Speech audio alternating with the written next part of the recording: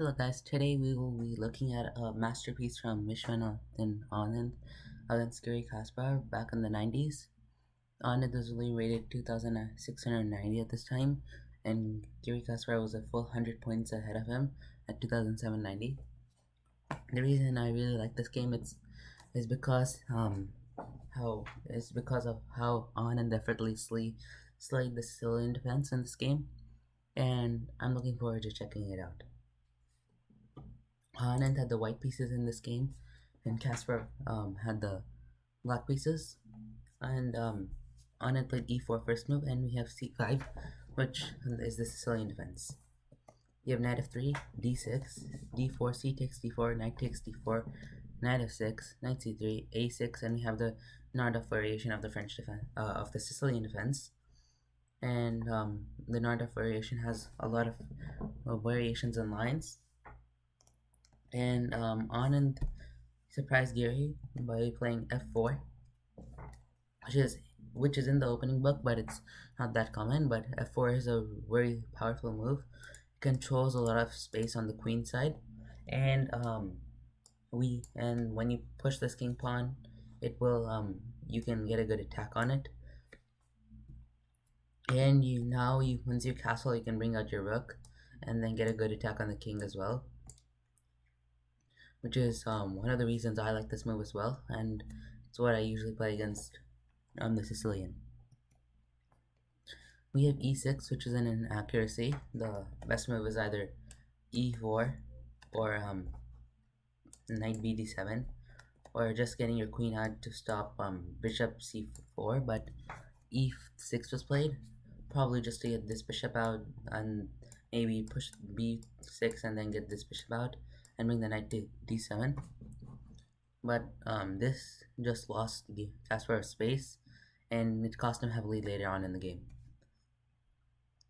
We have queen f3, queen b6.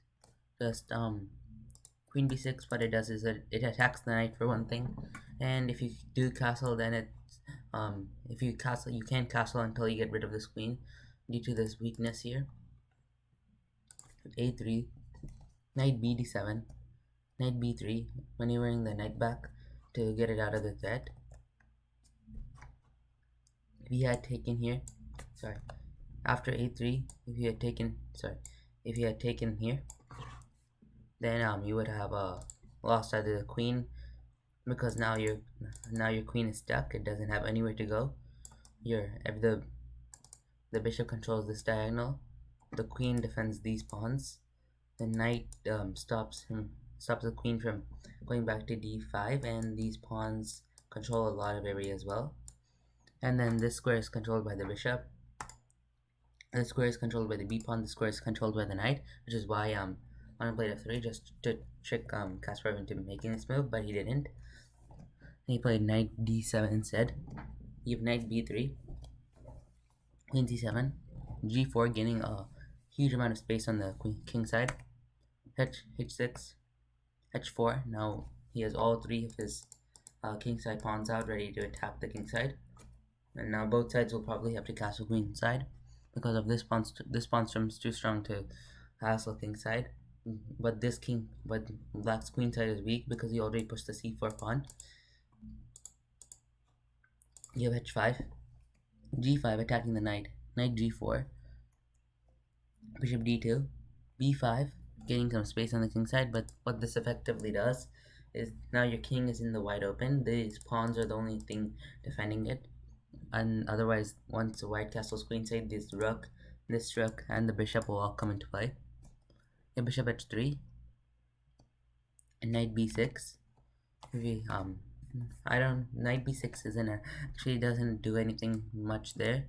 It might just threaten to go to c4, but that's not too big of a deal. Knight c5 would have just been better. It just puts the knight on a more active position than b6, and now it just stops the queen from, let's say, going back to d3, or you could stop.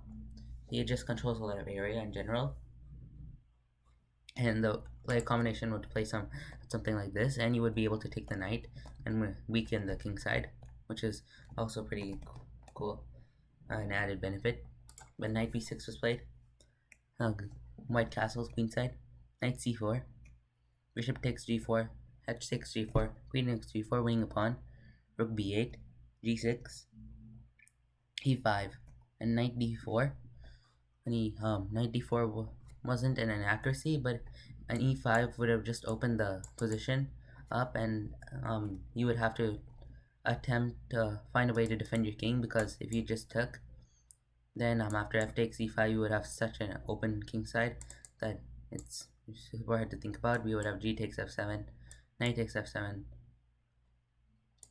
rook at g1. Now you have so much pressure on the king, and the king can't castle either side, so knight d4 wasn't an accuracy. e5 would have just blown apart black's king side.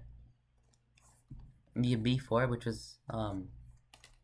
was trying to blow open white's queen side, but again it was a mistake, because now white has another opportunity to play e5 and blow up the king side, but Anand didn't miss it.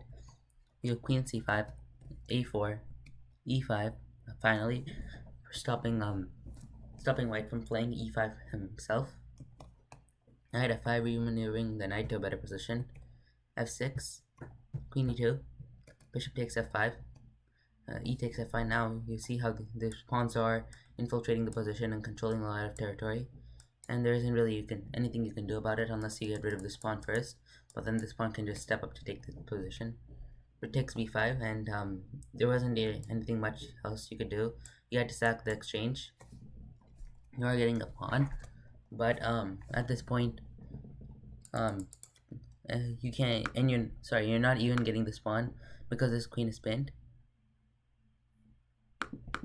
And after something like f takes e5, d takes e5, then a3, b3, then this knight is gonna drop, so it's not, you can't take it. So we have a4 stopping that. King b1, queen takes b5, queen d3, b3, king a1, bishop e7, bishop c1, king d7, and you're just trying to get this king into a safe position and get this rook over to the side, because if white is oblivious to the black's idea, then the queen side will be exposed. Rook h2, rook c8, h5, e4, and this was a huge blunder at this point.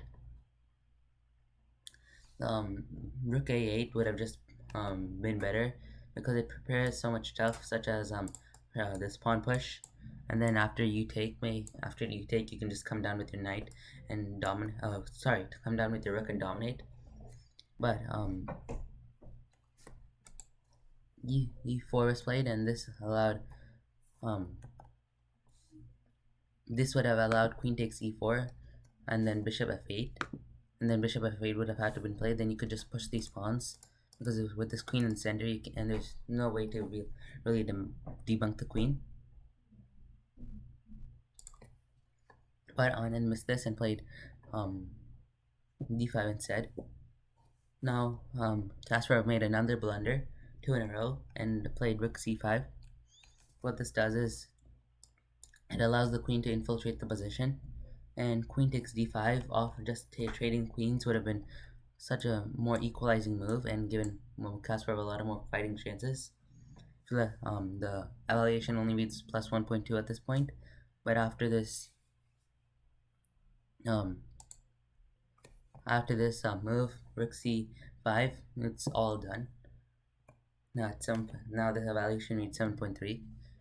Now we have queen e6 check, king d8, c3. Now stopping the pawn from ever taking here and allowing this rook to go about business. c3, a3, b takes a3, and still you can't push this pawn yet because of this capture. You have queen a4, rook d4, queen a6, rook takes c4, rook c7, queen g8, king d7, and rook at g2. And there's really nothing you can do to defend this bishop. Both rooks are coming into your position. The king is left exposed, and this is where Kasparov resigned. He was completely lost. Both players, Kasparov missed a few tactics, such as that equalizing move. He had that huge chance back here just to take here, and then the evaluation would have been pretty much equal, and he would have so many fighting chances. But after this rook c5 move, it's all lost, and Anand got a brilliant victory, and it was a pretty cool way to defeat the Sicilian with this entire pawn attack on this side. He pushed all four of his kingside pawns, and they were probably the winning factor. They took up a lot of space, stopped black from castling, and won on in the game. Alright everybody, I hope you enjoyed that video. Please, you can please subscribe to support my channel. There will be a special video at 100 subscribers, and watch my previous videos as well. Thanks for watching. I will see you all next time.